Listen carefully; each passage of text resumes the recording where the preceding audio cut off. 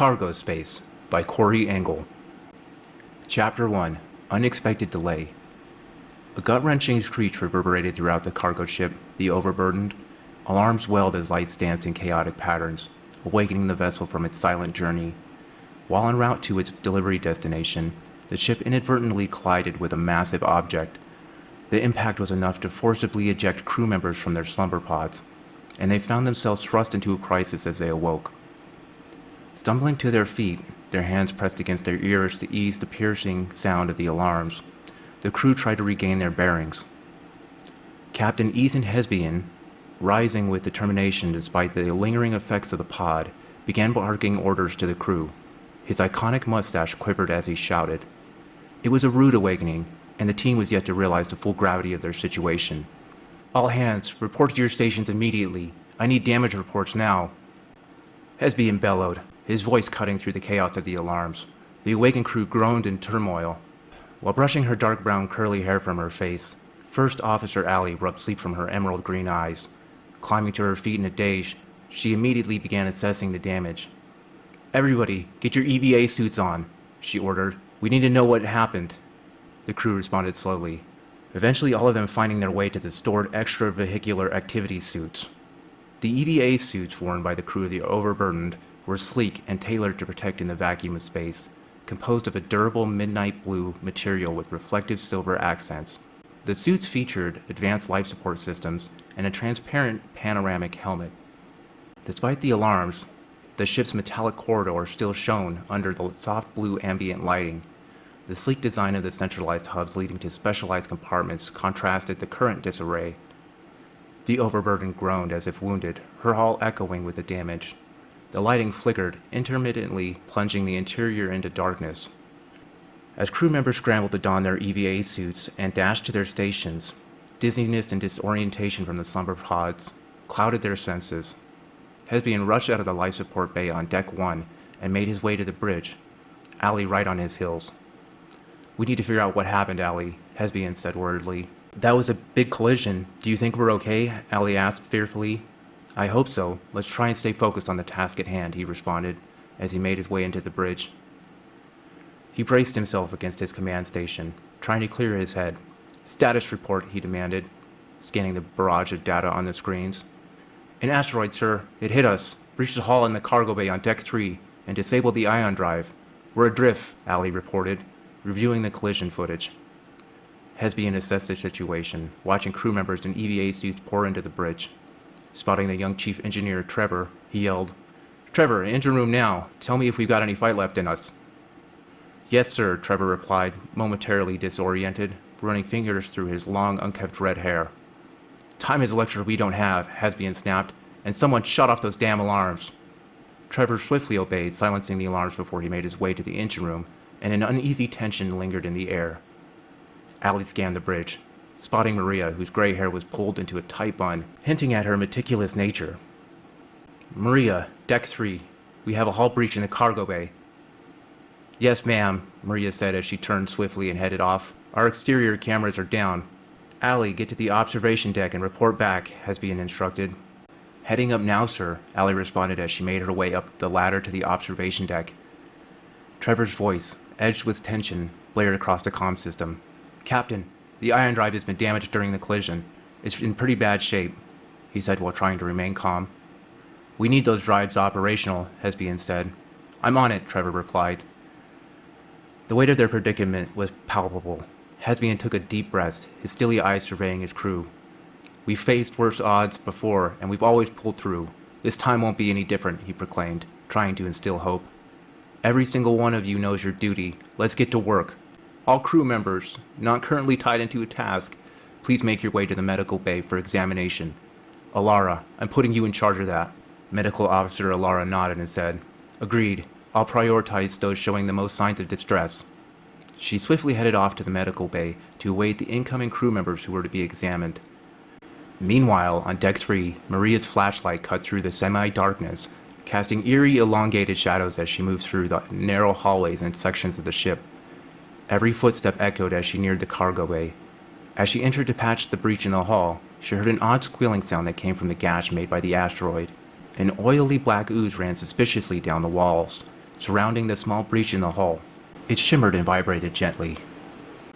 She decided to set down her tools and take a better look at it. When she took a tentative step closer, the ooze seemed to sense her presence. Rippling, it surged forward at her. A strangled scream escaped her lips, her heart thundering in her chest as she stumbled backwards, eyes wide with rising panic. "What the hell?" she yelled as she rushed over to the door of the cargo bay. The ooze slithered forward to pursue her.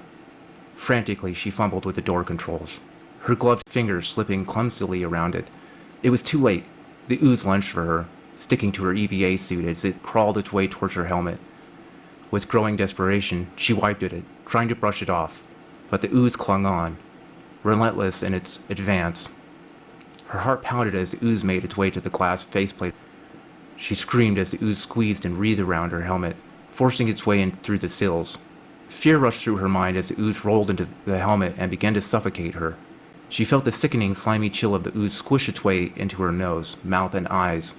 The muffled echoes of her own panicked breaths were the last sound she heard before darkness clutched at her, dragging her into unconsciousness as she fell to the floor inside the cargo bay. Chapter 2: Dead Space. Up on the observation deck, Allie was checking out the ship's nearby surroundings, making sure there were no other asteroids or celestial threats. A gasp escaped her lips as the vast silhouette of an enormous planet cast an intimidating shadow that loomed alarmingly close. She looked at the data of the navigation system and realized that the ship was headed for a collision if the ion drive didn't become functional again.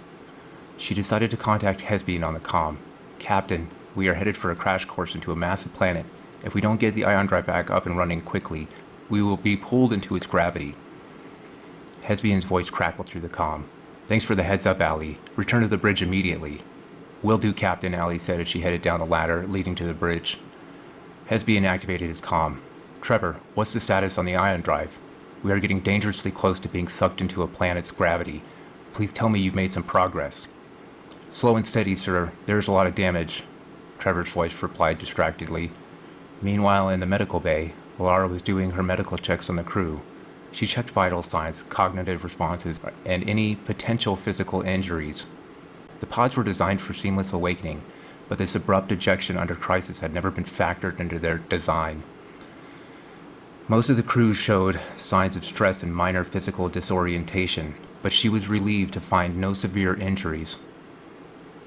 The cargo delivery was the whole point of this voyage, and had to be delivered on time and intact to pay out accordingly, which meant that the less medical issues the crew faced, the better. The cargo was set to be delivered to a new outpost settlement in the furthest reaches of space. Some of the cargo on board included a nuclear reactor, weapons, life support equipment, food, water, farming equipment, and hazardous chemicals. While Alara tended to the crew, Allie, back on the bridge, headed over to a terminal to continue checking on the status of the ship. "Captain, we still have a breach in the cargo bay on Deck 3. We can't leave the cargo there in jeopardy." Hesbian turned towards Allie and activated his comm to talk to Maria. "Maria, what's the status on the hull repair?" There was no reply, and Hesbian tried again. "Maria, do you copy?" There was still no response. He spotted Security Officer Jackson headed over and said, "Jackson, I need you to head to the cargo bay on Deck 3. Maria is failing to respond to her comm, and we need to see if she is all right." Jackson nodded and said, "Right away, sir." He then turned sharply and headed off to Deck 3. On Deck 3, as Jackson neared the cargo bay, an unsettling thumping noise emanated from behind its doors, quickening his pulse. He hesitated outside the door, the thumping growing more defined. As he opened the door and entered the room, his heart lurched as his foot narrowly missed Maria, her body wreathing uncontrollably on the cold metal floor. He hurriedly activated his comm.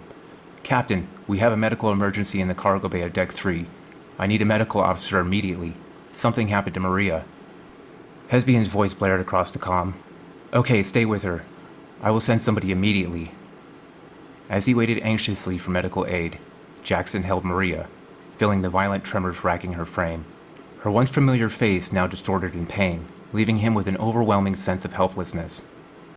Elsewhere on the ship, in the medical bay, Medical Officer Dan ended the comm call he received from Hesbian, instructing him to head to the cargo bay on Deck 3. He quickly grabbed his things and headed off while Alara continued finishing up with the examinations. Logan Patel, with his maintenance bag close by, was the last crew member getting examined by Alara, when Hesbian's voice came through the comm. "Logan, get over to the cargo bay on Deck 3. I need you to patch the breach in the hull before we lose all of our atmosphere." "Yes, sir," Logan said into his comm as he stood up, interrupting Alara. "Sorry," he said to her as he headed off. Meanwhile, in the cargo bay on Deck 3, the precious atmosphere leaking from the breach in the hull was still hissing ominously, causing Jackson concern while he held Maria. A moment later, Dan entered the cargo bay and rushed over to help Maria. She had stopped convulsing by then, allowing Jackson and Dan to get her loaded onto a gurney. Jackson stayed behind to check the cargo while Dan headed out with Maria. Logan entered a moment later, carrying his tool bag. "You here to finish the repair?" Jackson asked Logan as he checked the straps on one of the containers. "Yeah, I should have it sealed shortly," Logan replied as he approached the breach. Dan continued to push Maria through the corridors of the ship, heading to the medical bay. He entered the medical bay and wheeled Maria over to his station where he began his examination. Alara looked worriedly toward them, wondering if this was because of the pods. "What happened to her?" Alara asked in a concerned tone. "Not sure yet. Jackson found her convulsing at the door of the cargo bay on Deck 3, he answered. Back on the bridge, Hesbian's fingers danced across the terminal, eye-scanning data with an intensity that betrayed his concern. He activated his comm. "Logan, how's the repair on the hull coming? We can't afford to lose any more atmosphere." A moment later, Logan's voice came back through the comm. "I'm almost finished, sir. Give me another 10 minutes and I should have it closed up." "Okay, get a move on," Hesbian commanded. Back in the medical bay, Alara was helping Dan examine Maria, while Alara readied a thermometer. Maria's previously lifeless form began to twitch. Her eyes, cold and devoid of any familiar warmth, snapped open. Without warning, she lunged at Dan, fingers wrapping around his throat as she began to strangle him. Dan tried to break her grip. Alara quickly grabbed a sedative and injected it into Maria's neck. A moment later, Maria's grip loosened, and she slumped back onto the exam table while Dan fell to his knees, gasping for air. Chapter 3. Escalating Threat. With Maria sedated, Alara activated her comm and said, "Captain, we sedated Maria after an outburst. We're still uncertain about its cause." Hesbian's voice came across the comm and said, "Find out what triggered it. We can't afford to lose her. Update me immediately with any developments." "Will do, Captain," Alara said tiredly. Dan walked over to Alara, placing his hand on her shoulder and said, "You need to look after yourself too, not just everyone else. Why don't you take a break?" Alara smiled warmly at Dan, putting her hand on his and said, "Thank you. Yes, a little break sounds nice. Do you want me to bring you a bag of water?" Dan smiled and nodded as Alara left the medical bay. Meanwhile, Logan had finished up the hull repair in the cargo bay and was headed out to continue work elsewhere on the ship. As he left the cargo bay, he decided to activate his comm to talk to his wife, Maintenance Officer Maya Patel, and said, "Maya, where are you? I've wrapped up the hull repair and thought we could regroup. Everything okay?" He waited, but the comm static hiss was the only response. Logan admired Maya's tenacity and mechanical prowess. They had collaborated on numerous projects on the Overburdened, welding parts, recalibrating systems, and sometimes sharing a laugh over a tricky piece of machinery. Logan was accustomed to her routine banter while they worked side by side, but as he waited for her reply on the comm, which never came, he began to worry. He activated his comm again and asked, "Maya, where'd you run off to?" The channel remained silent. No snarky comeback, no reassuring voice, just silence. A knot tightened in Logan's chest as he sighed disapprovingly. With everything going on, no one had the luxury of disappearing. He decided to go hunting for his absent wife and maintenance partner. His flashlight pierced the dim corridors, glinting off dented walls and exposed cables, as he ventured deeper into the ship. Logan felt a suffocating quiet. The familiar hum of machinery seemed distant, replaced by an unsettling stillness. Feeling uneasy, Logan decided to contact Hesbian about Maya's lack of reply, and he activated his comm and said, "Captain, I have finished repairs on the hull. We should be safe to remove our EVA suits now. And just curious, but have you heard from Maya lately? I can't get her on the comm." A moment later, Hesbian's voice came back through the comm and said, "No, I'm afraid I haven't. I can have Sophia check the cameras and look for her. I'll let you know if we locate her." "Copy that, sir," Logan said. He turned his attention back to the search and headed off down the corridor.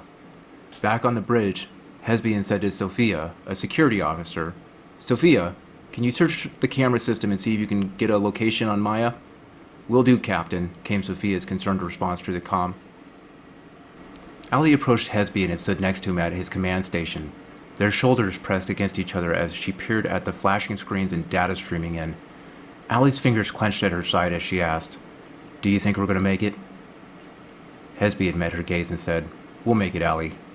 He leaned into her reassuringly and winked. Technician Ravi Singh, a tall, tan-skinned man with dark brown hair, noticed their private moment and cleared his throat loudly.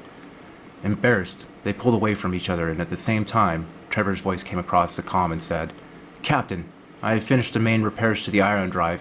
We should be back up and running within the next 2 hours." "We don't have that much time, Trevor.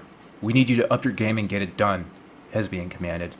"Yes, sir," Trevor replied, his exhaustion evident. Meanwhile, Logan's search for Maya had turned up nothing. As he rounded a corner in one of the corridors on Deck 2, he spotted Maya's tool bag laying open on the ground, next to a vent in the wall with a pair of legs hanging out of it. His heart jumped and his pulse boomed in his ears. Each beat resonated his rising dread. He rushed over to check if the legs belonged to Maya, and if she was okay. He didn't see or hear any movement as he approached her, and he started to panic. He grabbed one of her legs when he got over to her and yelled, "Maya!" A chilling scream echoed from the vent. Logan gasped and jumped back in horror at the sudden scream. Moments later, Maya slid out, giving Logan a shocked look. "What are you doing?" she exclaimed, shakily. "Trying to give me a heart attack?" "You? What about me? I thought you were dead. You haven't been replying to any of my comm calls, and no one knew where you were," Logan said, exasperated. Maya glanced down at her unlit comm and remarked, "Well, that explains it. My comm's dead. No wonder I missed your calls." "Well, I'm glad you're okay. You had me worried," Logan said, sounding relieved. He gave her a big hug and she kissed him passionately in response. Back on the bridge, proximity alarms blared, signaling the overburden's perilous descent towards the colossal planet. Allie and Hesbian scrambled to verify data and frantically adjusted the ship's controls, desperate to curb its accelerating drift. Chapter 4: Infection. In the medical bay, Dan focused on drawing Maria's blood, while trying to tune out the deafening alarms. He collected a vial and headed over to a machine to process the sample. As he activated the machine, he heard a thud behind him and turned around to see what caused it. Maria was awake and standing right behind him, holding a bedpan. For a split second, his eyes met Maria's, now filled with a wild, unsettling intent, before she lunged at him and slammed the bedpan into the side of his head. He grabbed his head and went down hard, confused by what happened. He started to get to his feet and she attacked him again, landing a solid blow to the back of his head. He fell to the ground unconscious. A little while after the alarms had ceased, Alara returned to a scene of chaos, with knocked over equipment and Dan sprawled on the floor. She dropped the 2 bottles of water she was carrying and rushed over to check on him. As she reached him, she noticed that Maria was missing. She quickly activated her comm and said, "Captain, we've got a situation in the medical bay. Maria's gone and Dan's down. Looks like he's been attacked. Need immediate assistance." "What do you mean she's gone? I thought she was sedated. And what happened to Dan?" Hesbian bellowed through the comm in disbelief. I don't know, Captain," Alara stammered, her voice trembling. "Hang tight, Alara. I'll send Jackson to you right away," he said in a shocked tone through the comm. Alara gently brushed Dan's hair back, applying bandages to the gash on his forehead and positioning a cushion beneath his bruised head. Tension built up in her as she waited for Jackson to arrive. She couldn't help but feel like she was in danger. Minutes felt like hours before Jackson finally burst into the medical bay, his face etched with concern. He rushed over. His gaze bounced between Alara and Dan. "Are you okay?" he asked in a concerned voice. "Yes," Alara said nervously as she and Jackson lifted Dan's limp body and moved it onto a nearby bed. "Are you good here for now? I'm going to go search for Maria." "Yes, I'm fine, but we don't know what's going on with her. She could be having some kind of psychotic episode due to the abrupt pod disruption, so be ready for anything," Alara warned. Jackson took a deep breath and said, "Will do." He then headed out of the medical bay to begin searching for Maria. As Jackson left the medical bay, he activated his comm and said, "Sophia, can you keep an eye out for Maria? She possibly attacked Dan and is loose somewhere in the ship." Sophia's voice came through the comm and said, "Will do. I will let you know right away when I find her." Jackson continued through the dimly lit corridors, the hum of the ship's engines echoing in his ears. heightening his sense of unease. After a while of searching, Sophia's voice startled Jackson as it came across the comm and said, "I found her. She's on deck 3 in the cargo bay." "What's she doing in there?" Jackson asked curiously. "It looks like she is messing with one of the volatile cargo containers. You better get there fast," Sophia said in an urgent tone. With a swift pivot, Jackson changed his path through the walkway. His boots thudding on the metallic floor as he hurried through the winding corridors towards the cargo bay. A few moments later, Jackson approached the cargo bay door, when Sophia's voice came across the comm again and said, "She's escaping into the ventilation ducts. Hurry!" Jackson quickly tried to open the door, but it didn't move. He activated his comm and said, "She locked me out of the room, somehow. Can you override the locking mechanisms?" A mechanical click echoed, followed by a hiss as the door slid open, and Jackson hustled into the room. Maria had already escaped. Jackson let out a sigh as he approached the vent opening. A piercing alarm on a container started blaring behind him, approaching the source of the alarm. A cold dread settled in his stomach as he realized that Maria had unstabilized the cargo and it was in danger of exploding. Heart pounding, Jackson fumbled to activate his comm and said, "Captain, we have a major situation in the cargo bay on deck 3. Maria tampered with a volatile cargo container and unstabilized it. We need a technician sent in here immediately to sort this out." Hesbian's voice worriedly boomed through the comm system. "We need to find and stop Maria. I will send a technician there to evaluate what to do about that container. Don't lose your head. We need to keep calm and get things under control." "Yes, sir," Jackson said, feeling determined. Chapter 5. Desperation. Hesbian's voice, laden with urgency, blurted through the comm. "Ravi, we have a situation in the cargo bay on deck 3 with one of the volatile cargo containers. I need you to get there right away." "Copy that, Captain," Ravi responded in a stern tone, and he hastily headed off to the cargo bay. On the bridge, Hesbian found himself next to Allie, both studying a console displaying information on the gravitational pull of the looming planet. In the midst of the chaos, there was a moment of stillness between them. He looked over at her, noticing the way the dim light caught the strands of her hair, making them shimmer like distant stars. Allie felt his gaze and met his eyes, a momentary break from the weight of their responsibilities. Their hands brushed against one another, an electric spark in the cold expanse of space. Neither pulled away, instead allowing their fingers to intertwine, offering a fleeting moment of comfort and connection. Sensing the inquisitive glances of the crew through the dim, flickering lights, Hesbian pulled away and called Trevor on the comm. "Trevor, give me some good news," he said hopefully. A moment later, a raspy reply from Trevor said, "I am close, sir. I almost have it." Hesbian let out a sigh of relief before he said, "Okay, finish up and let me know when you can get this thing running again." Hesbian, with a brief smirk, turned back toward Allie and celebratorily patted her on the shoulder. Chapter 5. Desperation. Hesbian's voice, laden with urgency, blurted through the comm. "Ravi, we have a situation in the cargo bay on deck 3 with one of the volatile cargo containers. I need you to get there right away." "Copy that, Captain," Ravi responded in a stern tone, and he hastily headed off to the cargo bay. On the bridge, Hesbian found himself next to Allie, both studying a console displaying information on the gravitational pull of the looming planet. In the midst of the chaos, there was a moment of stillness between them. He looked over at her, noticing the way the dim light caught the strands of her hair, making them shimmer like distant stars. Allie felt his gaze and met his eyes, a momentary break from the weight of their responsibilities.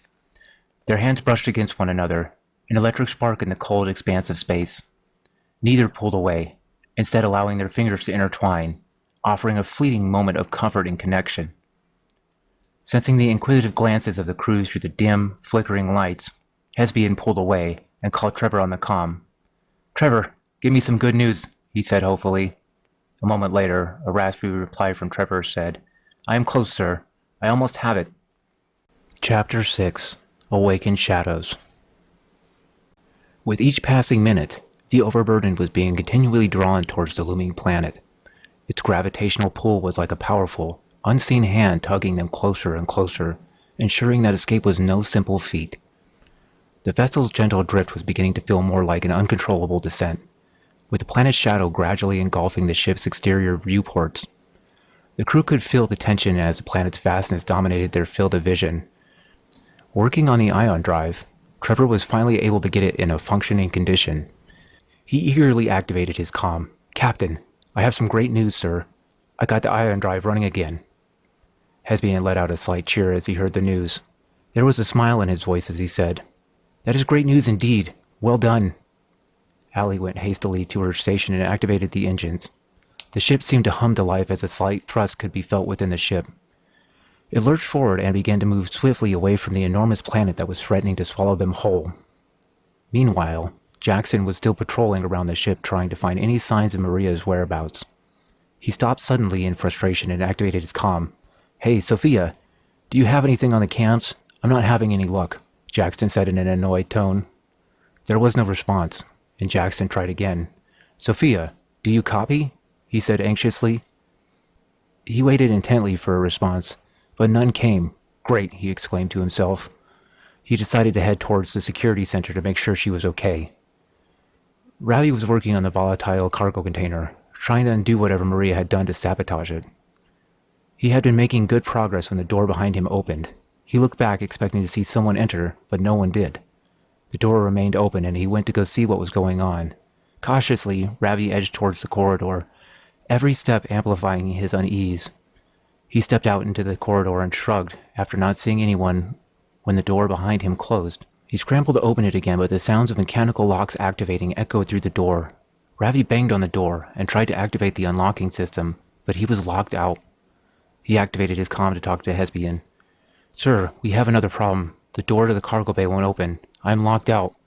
How did you get locked out? Hesbian's surprised voice said through the comm. I was investigating something and the door closed behind me, sir, Ravi said embarrassedly. Stay alert, Ravi. We can't take any chances now. Security is on the way, Hesbian responded, his voice laced with concern. With a heavy sigh, Ravi leaned against the cool corridor wall.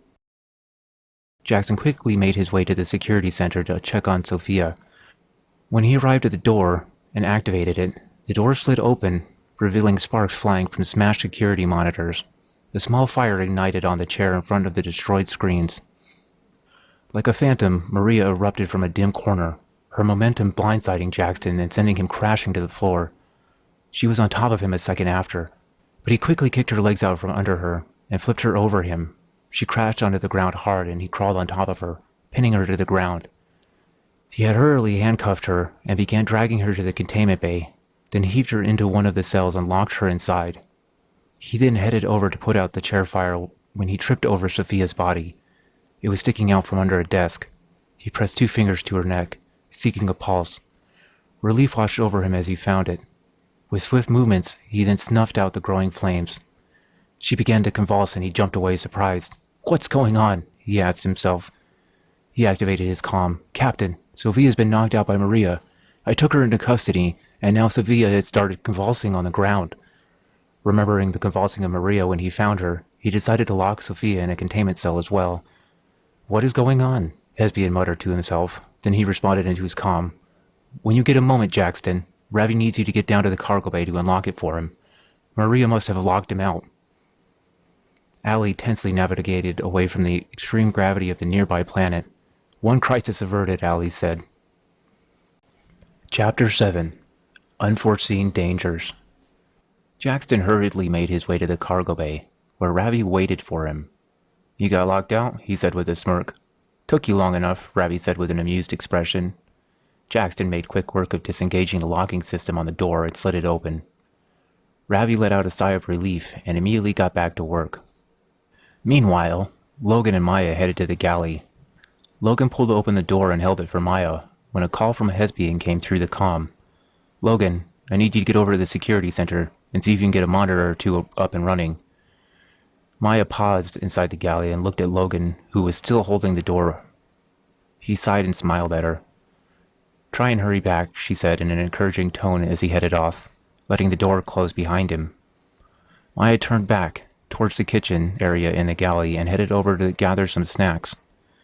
A moment later, she heard the door to the galley open again. Without turning around, she said, That was fast. The sound of quickening footsteps could be heard coming up from behind Maya, and she turned around in surprise. A second later, she was tackled roughly to the ground by Alara. The wind got knocked out of Maya, and she gasped for air, fighting against Alara to get back to her feet. Alara forcefully grabbed Maya by her hair and slammed her head into the floor with a loud smack. Maya struggled to defend herself, but Alara knocked her hands aside and slammed her head into the floor again, knocking Maya unconscious. On the way back to the security center, Jackson decided to swing into the galley to grab a drink. As he entered, he spotted Alara standing aggressively over Maya, gagging. A small amount of wreathing black ooze gurgled up and out of Alara's mouth and poured down onto Maya's head. Jackson froze in place and stared in shocked disbelief at the sight. Alara snapped her eyes over to Jackson, who let out a gasp at the sudden hollow gaze. She charged at him, making odd and unnatural movements as she prepared to attack. Jackson instinctively ducked a brutal swing as she lunged at him. She let out a guttural yell and attempted to grab hold of him. He was too swift and parried her grab. He tightly clasped his hand around her wrist, tightening her arm around and causing her to face away from him. Taking advantage of her pinned arm, he drew out his taser and landed the prong straight between her shoulder blades. An electric popping sound emanated from the taser as a surge of electricity coursed through her, sending her crumpled to the cold metal floor. He hastily handcuffed her and activated his comm. "Captain, we have a major issue. The crew seems to be infected by something, some kind of black ooze." "Do we know who has been infected?" Caspian asked panickingly. "I think Maria, Sofia, and Alara, sir. Convulsions seem to be a symptom," Jackson explained tiredly. The sound of violent shaking snapped his attention over to Maya, who convulsed chaotically on the ground. "Now Maya has gone into convulsions, sir. I need an extra man down here to help me deal with Alara and Maya. I'm in the galley." "Focus on getting them contained. We don't need an outbreak right now. I'll send someone down to help," Hesbian said. Over in the security center, Logan had gotten a few monitors working before Hesbian's voice came across his comm. "Logan, Jackson has a situation in the galley and needs a hand. Please get there and help him right away." "Copy that, sir," Logan said as he headed off to the galley. Shortly after, Logan arrived in the galley and was met by Jackson at the door. "The captain said you needed some help?" Logan said curiously. "Yeah, Logan, but I have to warn you. Stay calm. It's Maya," Jackson said cautiously. Logan stared at Jackson anxiously and asked, "Is she all right?" "She was attacked by Alara. She seems fine, but she might be infected with whatever this thing is," Jackson said as he grabbed Logan's shoulder reassuringly. He continued, "We need to get her into containment. Do you think you can help?" Logan stood there, looking numb and pale, his hands trembling. "Where is she?" he asked in a shaky tone. "I have her handcuffed next to Alara," Jackson said while turning to point behind him. "Can you carry Maya while I carry Alara?" Logan nodded plainly with a blank look on his face as he followed Jackson over to the pair. Jackson slung Alara over his shoulder, while Logan carefully and tenderly scooped up Maya and carried her in front of him. He stumbled his way behind Jackson as they headed to the security center. Once they arrived in the security center, they placed the girls in separate containment cells. Logan lingered in the hallway, peering into the cell containing Maya. Jackson put his hand on Logan's shoulder again in a soothing way. "Don't worry, Logan. She's going to be okay.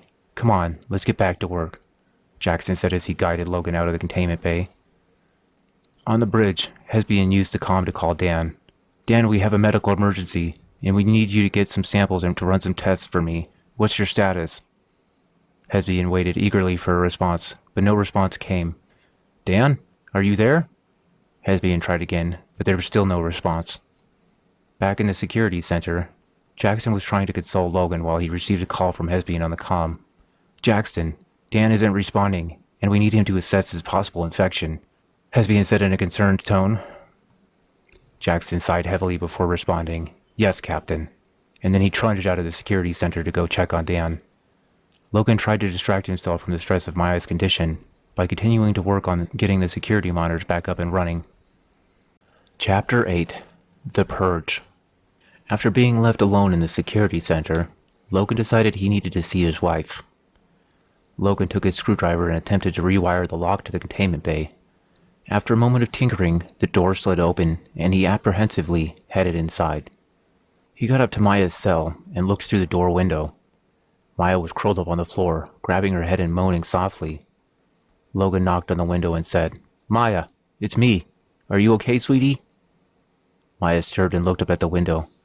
She smiled widely and stood up to greet Logan at the door and said, "Thank the heavens you're here. I don't feel well. I think I need to go to the medical bay to get checked out." "You might be infected by something. We need to contain you," he said apologetically. "Infected? Then I definitely need to get to the medical bay. Can you take me there?" Maya pleaded with her husband. Jackson put you in there to be contained. I should probably wait for him to get back, he said worriedly. I'm your wife. You need to let me out of here now and get me some help, Logan, Maya said in a demanding tone. Logan looked around nervously and said, Okay, hold on. He quickly unscrewed a panel next to Maya's cell door and began rewiring it to open it freely. There was a loud click inside the door, and it slid open. Logan stood up to give Maya a big hug, but she charged into him and roughly slammed him into the wall. Logan panicked and began to run for the exit. Maya grabbed him by the shoulder before he could get to the door, and she threw him on the ground. Logan raised his hand defensively as Maya lunged on top of him. She gasped as warm liquid poured down Logan's outstretched hand, the hand that was carrying the long screwdriver. Maya pulled away as a reddish-black liquid bled from the wound. Logan scrambled to his feet, covered in the blood-like substance. Maya fell to the floor, holding her wound, and a small puddle of blackish blood was beginning to form on the ground beneath her. I'm so sorry, Maya. Are you okay? It's going to be okay, he said frantically. She lay there, unmoving. A moment later, the puddle of blood flickered and shuddered. Soon it began to undulate as it came together, creating a large mass of black ooze. The ooze seemed to suck and pull more of itself out of Maya as she slumped lifelessly on the floor. Logan watched in horror as the ooze began to move towards him. He turned to run, but realized that the blood covering him was drawing itself together and forming a mass of ooze that was moving up towards his head. He stopped at the exit, tears rolling from his eyes. He made a decision. He quickly relocked the door as the ooze began to overtake him. It rolled up and around his neck. The large mass on the ground surged forward, trying to escape. Logan took his screwdriver and jammed it into the locking mechanism on the door, and it shorted out, disabling it from being used. The ooze rolled into his body through his ears, nose, mouth, and eyes. He screamed as it claimed him. Jackson entered the medical bay and was shocked to see the state of the room. Equipment was destroyed, tables overturned, and chemicals were smashed on the floor.